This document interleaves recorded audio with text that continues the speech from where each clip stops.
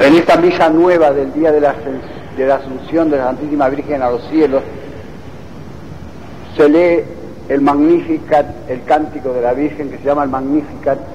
La primera palabra del cántico: engrandece o magnifica mi alma al Señor, y se alegra mi espíritu en Dios, mi salud dador o mi salvador, porque miró la pequeñez de su esclava.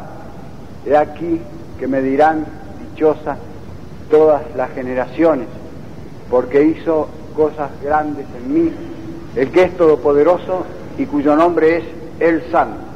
Esta es la primera parte del cántico de la Virgen. Tiene como 3 partes, tiene 14 o 15 versículos, y lo hizo la Santísima Virgen, no lo duden. Es científicamente cierto que lo hizo la Santísima Virgen, y no lo hizo San Lucas, ni formaba parte del folclore hebreo, como dicen algunos hoy día. Muchos dicen hoy día, han inventado el Midrash y el folclore, de manera que deshacen la Sagrada Escritura diciendo, no, esto no es verdad, es folclore. ¿Cómo es posible que una muchacha de 16 años más o menos, quizá analfabeta, haya compuesto un pequeño poemita exquisito en honor de Dios, donde hay 7 o 9 alusiones a la Sagrada Escritura, a la Biblia? Por lo tanto, demuestran que la autora sabía toda la Biblia, o la había oído por lo menos, si la recordaba. Dice Harnack, profesor alemán, no la hizo la Virgen, lo hizo San Lucas.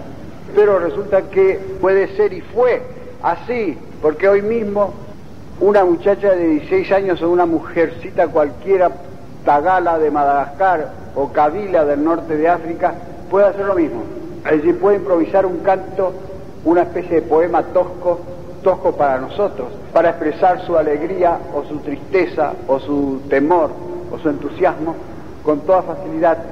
Y son analfabetos, figúrese qué horror, analfabetos. Todavía no han tenido una campaña de desanalfabetización. Allí no habían tenido, los romanos no se ocupaban de fundar un cuerpo de 100 inspectores con 40.000 pesos mensuales de sueldo, con una directora que tiene 165.000 pesos mensuales de sueldo, más que el presidente de la República, para desanalfabetizar a esa pobre gente que, sin embargo, sabía hacer 3 cosas que no las puede hacer hoy día la señora Luz Vieira Méndez, que si las pudiera hacer a lo mejor le pagaban 2,5 millones de pesos mensuales. Es decir, podían primeramente saber, tener en la memoria centenares de recitados como miles de versículos de la Biblia. Segundo, podían entender esos recitados, que son difíciles. Hoy día se quiebran la cabeza los sabios y los no sabios como yo para entender lo que quieren decir, y les cuesta muchísimo trabajo, y esos recitados eran para el pueblo los entendía. Tercero, podían hacer ellos mismos recitados de esas clases, improvisar esto que llaman recitados de estilo oral, que son una especie de poemitas toscos para nosotros, pero en sí mismos perfectos y refinados, más que la poesía actual.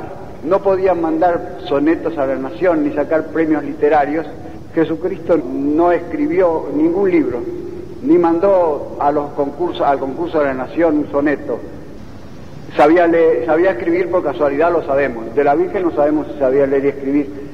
Posiblemente sabía leer y escribir porque desde los 3 años dice la tradición que fue educada en el templo. Pero había muchísimos hebreos que no sabían leer y escribir y podían hacer esto mismo que hizo la Virgen en este momento. Engrandece mi alma al Señor, mi espíritu se alegra en Dios mi salud, porque miró la bajeza de su esclava. Por eso me llamarán dichosa todas las generaciones, etcétera, etcétera. Porque hizo en mí cosas grandes el que es todopoderoso y cuyo nombre es el Santo. De manera que la Virgen aquí predijo que durante todas las generaciones, o sea, ya han pasado como 60 o 70 generaciones desde que ella dijo eso, que la alabarían en todo el mundo, y la estamos alabando ahora en este momento nosotros aquí en una iglesia levantada en honor suyo, y está cubierto el mundo de iglesias levantadas a la Santísima Virgen, a la cual la honran casi como si fuese Dios. ¿Cómo lo supo ella entonces que iba a pasar eso? ¿Cómo supo lo que iba a pasar en el curso de los siglos hasta el fin del mundo? Por todas las generaciones, dice. Dice Hannah, no lo hizo ella, lo hizo San Lucas. Muy bien, ¿cuándo lo hizo San Lucas? Lo hizo a mediados del siglo I, es decir, a unos pocos años después de la muerte de Jesucristo. Supongamos, aunque no lo aceptemos, pero supongamos que lo hizo San Lucas, el cántico este del Magnificat. ¿Cómo supo San Lucas que durante todas las generaciones, que en el siglo XX, en una iglesia de una ciudad que todavía no existía, un castellani, que ¿dónde estarían los castellanis en aquel tiempo? Iba a alabar a la Santísima Virgen y la iba a llamar feliz, bienaventurada, venturosa, elegida, santa, como dice la palabra esa que usa el texto griego, que significa todas esas cosas. ¿Cómo sabía San Lucas eso? Es una profecía, es un milagro más grande que la resurrección de un muerto, dice San Agustín, porque es un milagro que podemos constatar nosotros ahora. La resurrección de los muertos la sabemos porque están en los evangelios, por testigos que lo vieron y que lo escribieron allí, de manera que es una profecía de la Virgen acerca de su gloria, la gloria más grande que ninguna mujer ha tenido, ni Judith, que fue como una sombra de ella, de la cual se dice más o menos las mismas cosas, que sería alabada por todos los hombres. Y ella dijo eso, esa alabanza suya humildemente, porque empezó por decir que era una esclava y que era baja, porque lo que dice, porque miró la humildad de su sierva, dicen las Biblias nuestras. La palabra humildad no significaba entonces una virtud, una gran virtud cristiana, significaba bajeza, pequeñez, ser pedestre, ser de baja extracción, como cuando nosotros decimos la gente humilde, decimos nosotros. No queremos decir que sea gente virtuosa, sino queremos decir que es gente de las capas inferiores de la sociedad, y eso significaba entre los paganos. De manera que ella empezó por humillarse y después dijo una cosa que era un hecho. El Espíritu Santo le reveló que eso iba a pasar, que hasta el fin del mundo la iban a alabar a ella de santa. Santa María, Madre de Dios, de bendita, como le dijo Isabel, Santa Isabel, bendita tú entre las mujeres.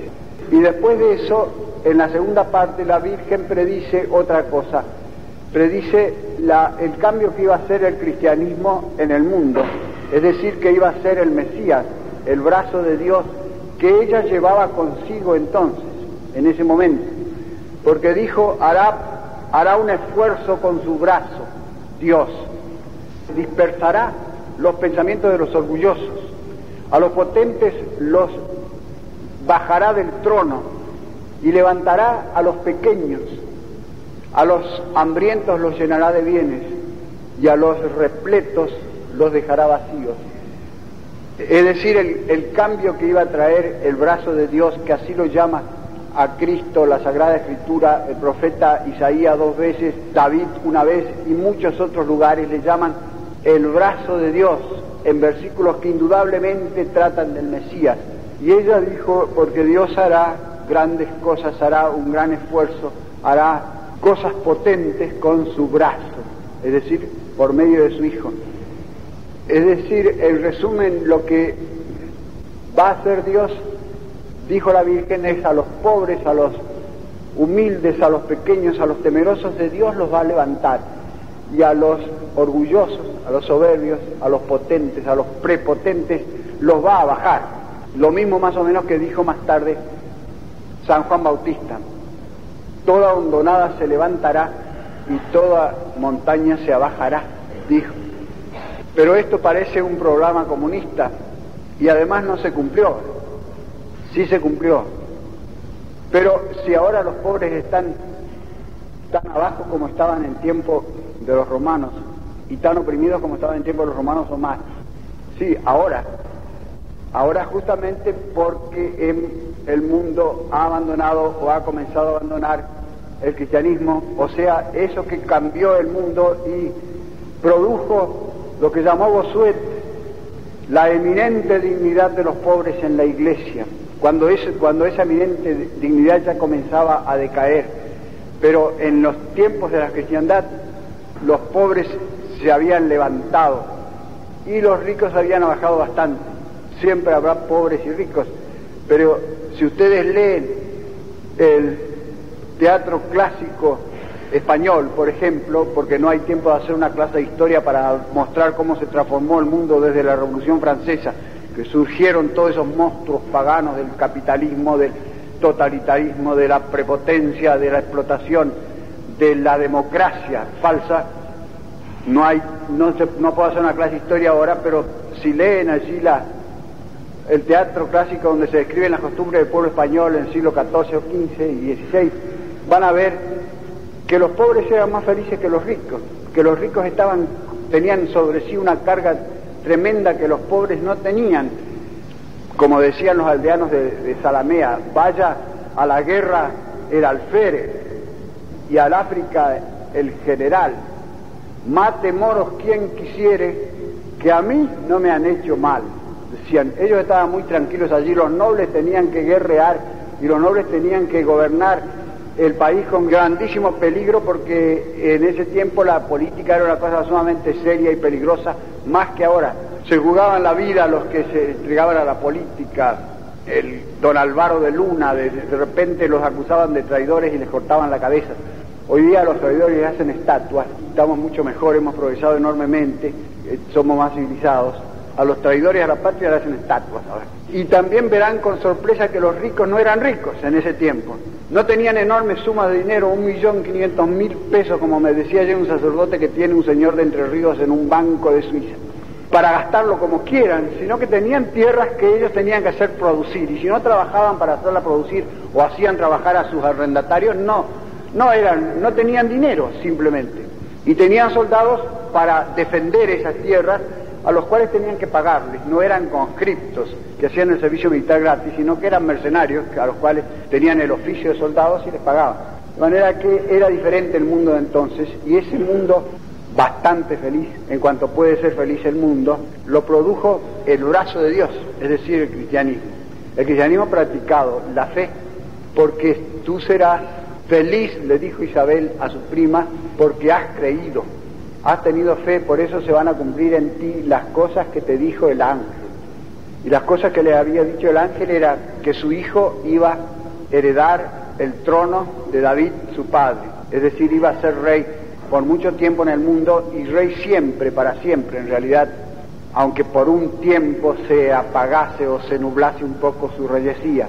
Y la tercera parte del Magnificat, voy a acabar pronto, no quiero ser largo. Como me dijo una vez el director de una revista donde yo escribía, que yo fui y le dije, ¿me puede publicar un soneto que he hecho esta semana? Me dijo, sí, con tal que no sea demasiado largo. Digo, bueno, el soneto no puede ser demasiado largo ni corto, siempre tiene 14 versos. La Virgen conecta esta transformación del mundo, o sea, el advenimiento del cristianismo, por medio de su Hijo, con la tradición hebrea. Dice que eso es el cumplimiento de las promesas que Dios hizo a Abraham y a su semilla para todos los siglos, y que Dios hizo eso porque en su misericordia acogió a Israel, recibió a Israel, a pesar de que Israel estaba corrompidísimo entonces. Sin embargo, lo perdonó a una parte de Israel, a la parte que podía ser perdonada, a la parte decente de los judíos, digamos. La Virgen conecta dice Abraham, a nuestro padre Abraham, Israel, y eso es el cristianismo. De manera que el cristianismo continúa simplemente las promesas de Abraham, padre de todos los creyentes, y continúa el Israel de Dios, y es actualmente el Israel de Dios. Y el otro Israel del tiempo de la Virgen, una parte de él, dejó de ser el Israel de Dios. Esa es la verdad, porque no ha habido una serie de religiones que mueren y después sale otra religión más perfecta, como dice Toynbee, el gran Toynbee, el historiador, que dice que ha habido 21 civilizaciones en el mundo, y cada una con su religión propia, diversa de las otras, y que cuando la religión decae, perece esa civilización, pero deja un huevo, una semilla de la cual nace otra nueva religión más perfecta, y otra nueva civilización más perfecta, y así va a seguir durante miles y millones de años, dice él, porque ha habido 21 civilizaciones y bien puede haber 21.000 más civilizaciones con ese sistema, siempre progresando. Ahora el cristianismo ya no existe más, dice él, dice Toynbee, ya se corrompió, decayó, pero ahora tiene que morir esta civilización que el cristianismo creó y tiene que nacer otra civilización más perfecta, con otra religión más perfecta también, con un supercristianismo. No es así, ha habido una sola religión verdadera desde Adán hasta hoy, que se ha ido desarrollando como un germen. Ha habido la religión de los patriarcas y la religión de Abraham y la religión de Moisés y la religión de los profetas y la religión de Cristo hasta nuestros días. Y es la misma religión verdadera que se va desarrollando. De manera que no hagan caso cuando oigan decir, como se dice mucho hoy día, y yo me espanto de quien lo dice a veces, porque lo he oído de quien no debía oírse, que la religión judía y la religión cristiana son la misma. Dicen, o bien dicen que son dos religiones hermanas, que tienen que besarse, decía el otro día por radio un señor llamado Guillermo Martínez o Fernández Otaeta, que el macaneador más grande que yo he oído en mi vida, es una corona de todos los macaneadores del mundo, ese, que dijo que ahora ha llegado el tiempo que las religiones se abracen, no se abracen, se besen, dice, y que el principal beso de todos tiene que ser entre la iglesia y los masones. Como dice un libro que escribió un señor Tonton Nagy, un húngaro, que se llama Jesuitas y Masones, el cual está perfectamente demente ahora, como me dicen, es un demente, que fue jesuita y se hizo masón. Según ese libro, tiene que besarse la masonería de la iglesia. Y también, por supuesto, el judaísmo del cual nació la masonería, el judaísmo actual tiene que besarse con la iglesia. Por eso están haciendo una fuerza terrible los judíos para que el concilio diga que los judíos no mataron a Jesucristo, que el concilio Vaticano declare que los judíos no mataron a Jesucristo. Así se puede dar el beso. Nosotros le damos el beso del perdón a los judíos, no porque no hayan matado a Jesucristo, sino porque Jesucristo en la cruz les perdonó. Dijo, perdónalos porque no saben lo que hacen. Y si Cristo, que era el principal ofendido, les perdonó, nosotros también les perdonamos. Pero para perdonar algo tiene que haber una culpa, si no, no se puede perdonar. Por lo tanto, tienen que reconocer que mataron a Cristo. Y después los cristianos, o antes o cuando sea, les perdonamos. Pero perdón significa culpa, implica culpa. Pero si decimos que no tuvieron ninguna culpa, entonces no hay perdón ninguno. Son ellos los que nos van a besar a nosotros y van a judaizar el cristianismo como quisieran hacerlo. Pero son una religión diversa. Lo que había de bueno en la religión de Moisés entró en el cristianismo, fue asimilado por el cristianismo y continuó. Es decir, la creencia en un solo Dios, los 10 mandamientos, la creencia en la creación del mundo, en la vida futura, todas esas cosas que pertenecen a la religión eterna, entraron en el cristianismo, continuaron en el cristianismo y fueron custodiadas hasta hoy por el cristianismo, en medio de una balumba, de un torbellino de herejías.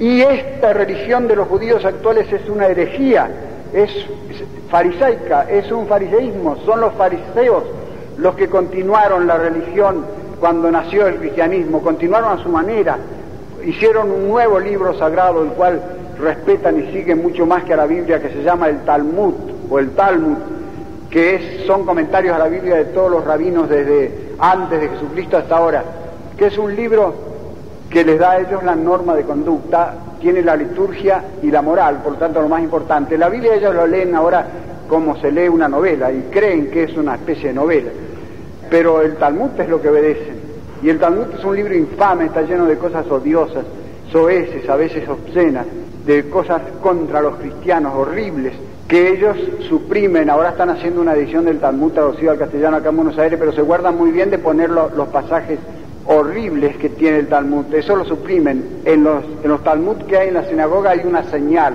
hay un círculo y una cosa en blanco que significa que ahí hay un pasaje suprimido que lo saben de memoria los rabinos, pero que no están en los Talmud que se imprimen.